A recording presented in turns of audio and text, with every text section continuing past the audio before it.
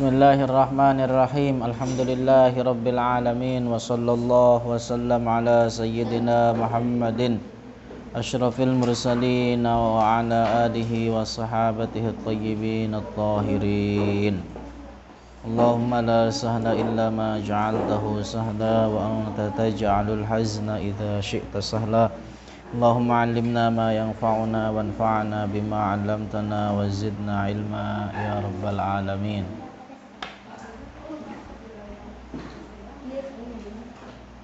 Billahi ta'ala.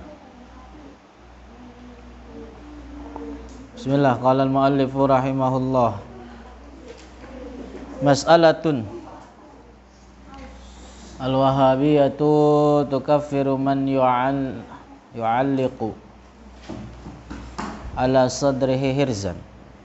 Kembali lagi bahwa di antara kesesatan Wahabi adalah bahwa mereka tukaffiru mengkafirkan orang yang mengalungkan ala sadrihi di dadanya hirzan. Hiriz.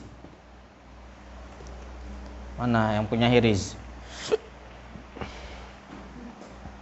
Di fihi Qur'anun, yang di dalam hiriz tersebut tertulis Al-Qur'an. Wa zikrullah, dan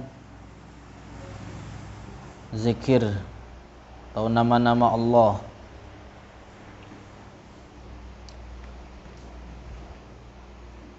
Wa yaj'aluna dzalika, dan orang Wahabi menjadikan hal itu atau mengalungkan hiriz ka'ibadatis sanami wal wasan, seperti orang yang katanya nyembah terhadap berhala.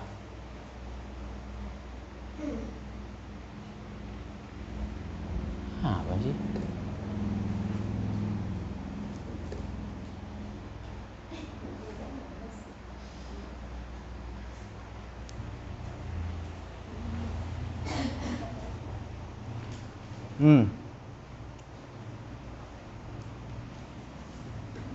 Hiriz.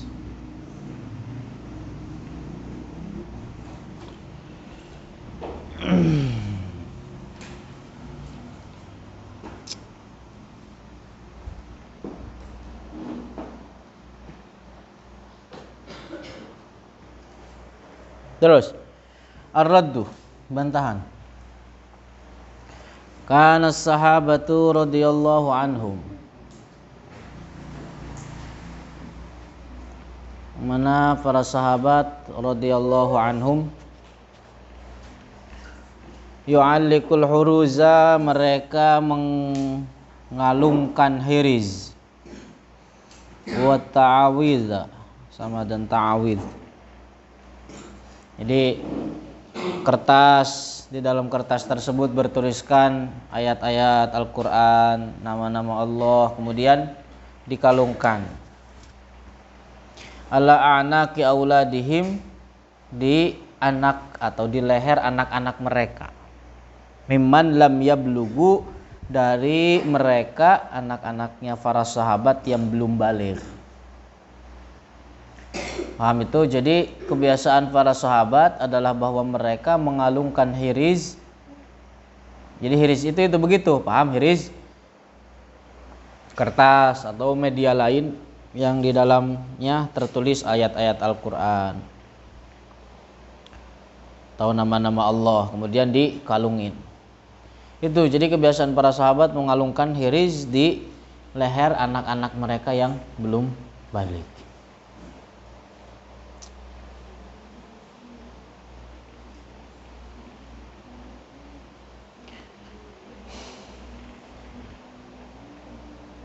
Sangat mengherankan ya apa Wahabi mengkafirkan, bahwa bahkan lebih dari itu juga mengatakan bahwa sama halnya seperti menyembah berhala. Ya apa sih, siapa yang menyembah berhala? Jadi kan itu juga hanya sebagai sebab. Jadi ketika orang muslim mengalungkan hiriz di leher mereka, bukan artinya meyakini bahwa hiriz tersebut menciptakan manfaat atau menciptakan atau menolak madorot. Tidak.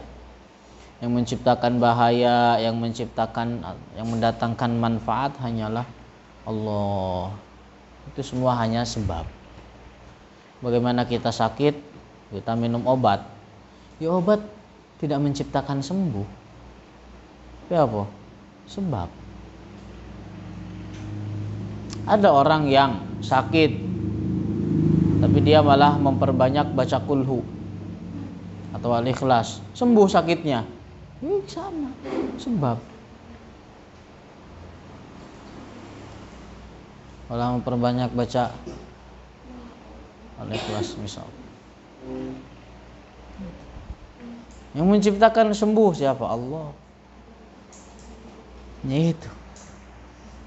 Terus faqad rawat Tirmidzi, telah meriwayatkan al-Imam At-Tirmidzi wan Nasa'i dan al-Imam An-Nasa'i fi amalil yaumi wal lailah, di dalam kitab amalil yaumi wal lailah, an Amr ibn Shu'aib an abihi an jaddihi qala kana Rasulullah sallallahu alaihi wasallam yu'allimuna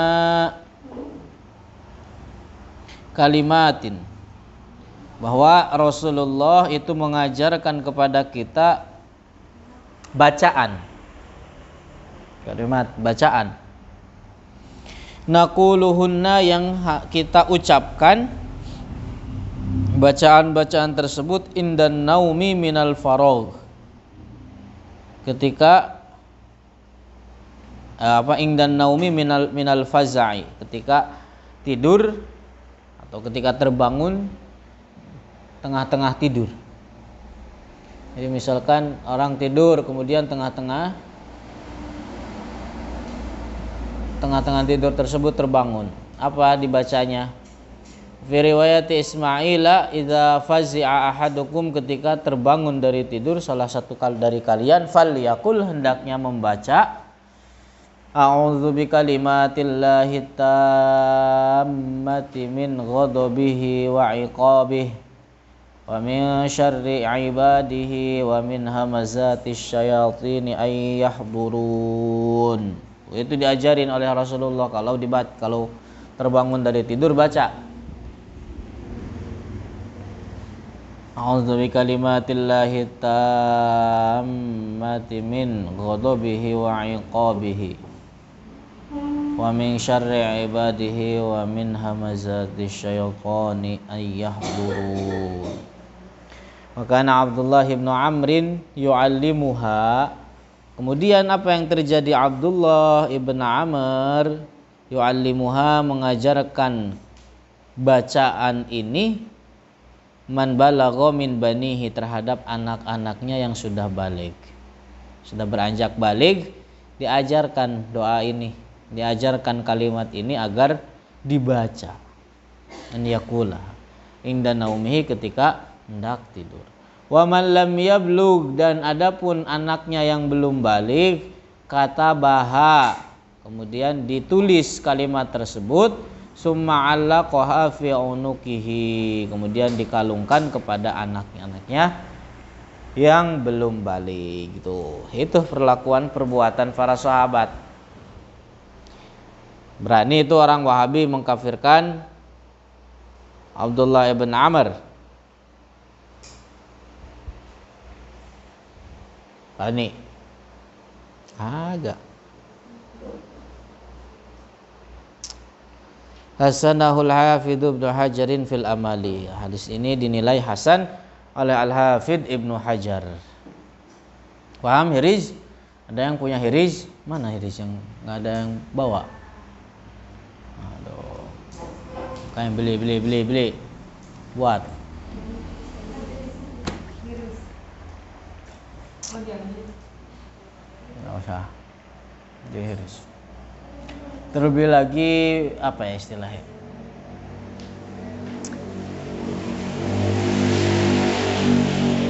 Sebab banyak macamnya. Ada kisah cerita nyata.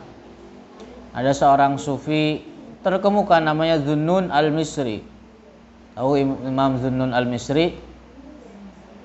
Yang perkataannya kalian hafalin, mahma masawarta.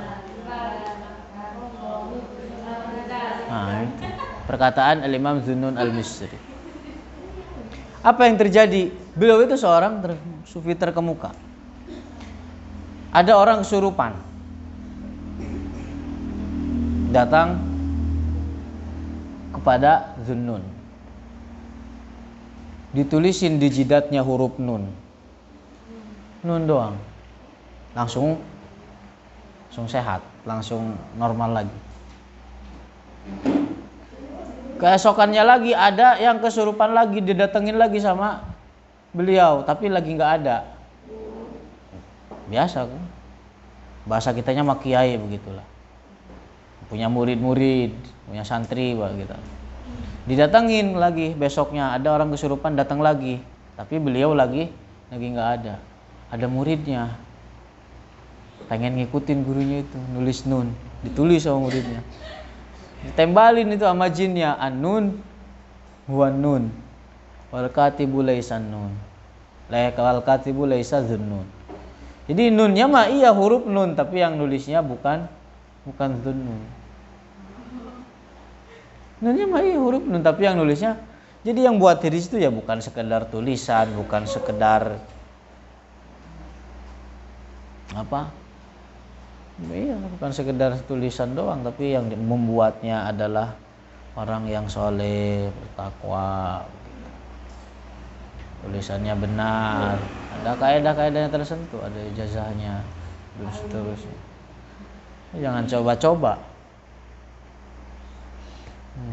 meniru begitu. Tempeleng antara majinnya. Wallahu a'lamu bishawab.